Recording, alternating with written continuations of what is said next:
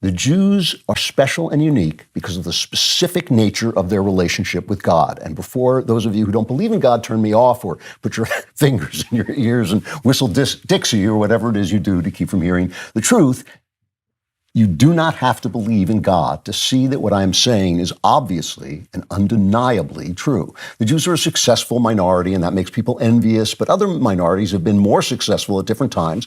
The Jews are annoying, but that's the opposite of unique. Everybody is actually annoying in his own way. The only thing that's really different about the Jews is the specific nature of their relationship with God. And the reason I say you don't have to believe in God to understand this, you just have to understand that God is an inescapable entity in human psychology.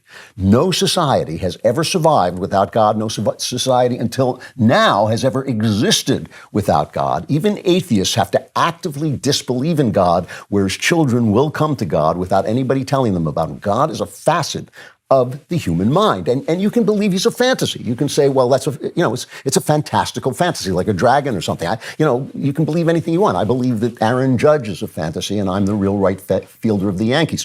Richard Levine believes his manhood is a fantasy and he's a woman. You can believe anything is a fantasy, but fantasy or not, God is an inescapable entity in man's psychology. And from the moment the Jews replaced human sacrifice with symbolic sacrifice, the Jews' relationship to God became unique.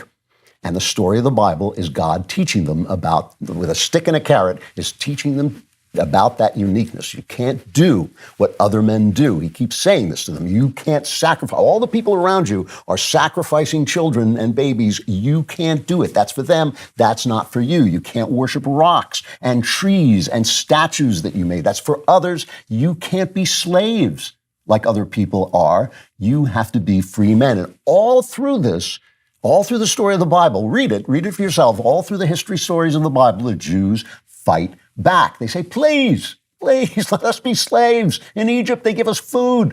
Please, let us kill babies. Everyone around us, well, everybody around us is doing it. Why do we have to be different? Please let us put up statues and worship them. They keep doing it over and over. And so everyone doesn't hate us. Don't make us different. Let us have a king. All the kids have a king. Let us have a king too. This is where the word schmuck comes from, because God keeps saying schmuck. I'm trying to make you my people. Stop complaining, because the first enemy of the Jews is the Jews, as God is forming them into what? They don't want to be different. Why should they? They don't want to be attacked on every side. They don't want to be hated. They don't want people saying, oh, they peel off to themselves. They think they're superior to everyone. One of my brothers once joked that the reason the Jews are called the chosen people is because no one would volunteer.